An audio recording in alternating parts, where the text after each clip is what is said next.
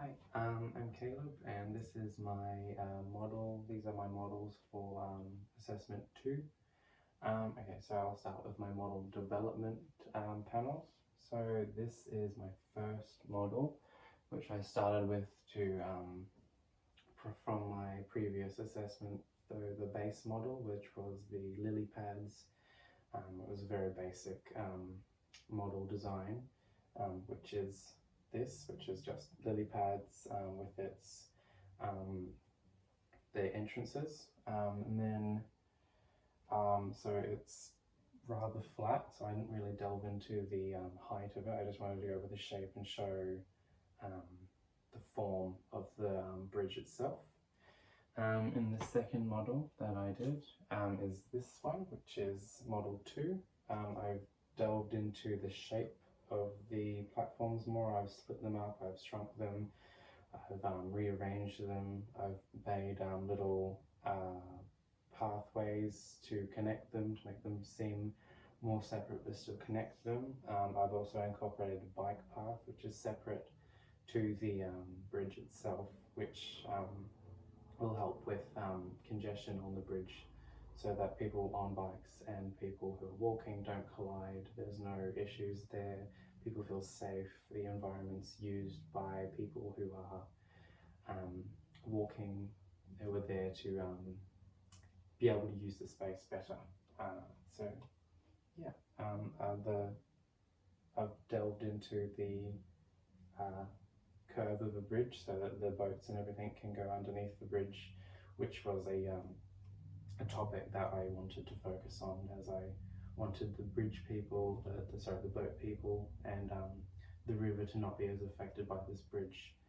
So it was kind of bringing the spaces together, but also growing from Kangaroo Point and the Botanic Garden. So they're growing into their own environment and causing, I suppose, a different place, but on the river. This is my third model, model 3. I've changed the form and I've made the lily pad spots, incorporated them with the pathways, and I've made them into a weaving pathway, which kind of resembles the Brisbane River slightly, which is quite cool, I think. So it kind of connects the Brisbane River by itself without even having to be there. I've kept the bike paths because the traffic is a very big issue if the bridge were to be made, because people in Brisbane either cycle, scooter or walk, and there's quite a lot of people who bike to work, as it's just impossible to get car parks. So I've done that, and with the heavy populated areas here, which will be the amphitheatre, where the cafes, the bars, toilets, I suppose, stuff like that are, I've created little pathways down the back to make it easier to access the bridge if you don't want to go through crowds, say on New Year's Eve when there's the fireworks and people are on this side of the bridge watching the fireworks. You don't have to weave through those people to actually cross the bridge itself. It also makes it easier for people who are just trying to walk and not use the bridge, how it's use the amenities on the bridge as per se. I've considered the height of the bridge as well, so obviously it curves over. There's the ferry terminal, which is underneath here. It's connected from the bridge, so the bridge, as it slopes up, there is a connector that goes underneath and it weaves, so it kind of creates a little artsy kind of formality. So in materials, I've focused on the key elements that I feel like the bridge needs to keep at heart. Sustainable and green, obviously, as it is a green open connector home, so it needs to be somewhere for people to feel safe, people to go to, as the homeless people in Brisbane, they don't have a home. I wanted to make the bridge a place where they can go, where they can cook, where they have toilets, where they have stuff that they need. So it's not necessarily a house for them, but it is a environment where they can go to, where they can find shelter if need be. Sanctuary and balance. So I want it to feel balanced. I want it to feel like an environment that isn't too. It's not just put there. It's there for a reason. It feels like it's there for a reason. It has a personality, I suppose, and accessibility. Obviously, people need to get across, and it's not just people who are walking. There's people who are in wheelchairs that need to get across. So I want the whole bridge to be accessible, or be as mostly accessible as possible. As it's just going to be, there's no point in having a bridge if it's a minority can't use it, I suppose. So materials, I've considered concrete, timber, copper, and zinc cladding. So concrete, obviously, it's very durable. It's strong, so it's not going to cause any issues if like it won't collapse very easily. It's also quite a nice material to use because you can imprint timber, or you can create a stone effect if you want to. So it's a very malleable material.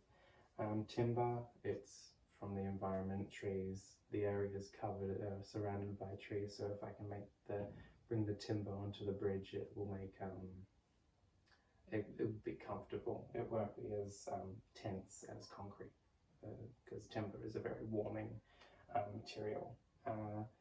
Copper cladding, I want to kind of look at that as a for the underneath of the bridge, as same as zinc. So either the two, as a cover, as it will age over time. So it will give the bridge an age, and it will show how it ages in the environment, I suppose. So it's has a personality. It's there. It has reason, and I find copper, or the oxidization, quite interesting and aesthetic pleasing, because it's unique, because you can't create it. You obviously create the material, but the way it oxidizes and it changes, it does it itself. It's its own, it causes itself, I suppose. So here is my final model for now.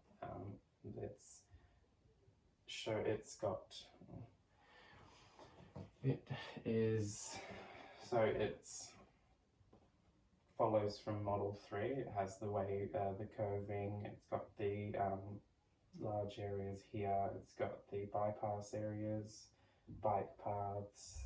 It shows the bike paths connecting to the bikeways and footpaths more clearly. This is in context. It's got the ferry terminal at the back in the same position as the other ones have. And then it's got this the floating platform for when sporting is occurring. In my future, when I progress, I want to create a jetty for the boat people. I don't know if they would want that. It's something I've got to consider, because they are just on the side of the Botanic Gardens, so I've got to kind of consider if that's something they would want. And then I've got obviously eateries, amphitheatre, toilets, and then the amenities for the homeless people will be on both sides of the bridge, because there are some on both sides, obviously. And then this is my model in context. So it shows where it connects, how it flows. I didn't want to really focus the viewing points onto the city. I wanted to focus them on the more urban, suburban area, so it's less in your face and intense. So you've got the view of Kangaroo Point Cliffs, and obviously Botanic Gardens, everything like that, which is a lot nicer than just looking at a very industrial and hard material like a city. So yeah, that's my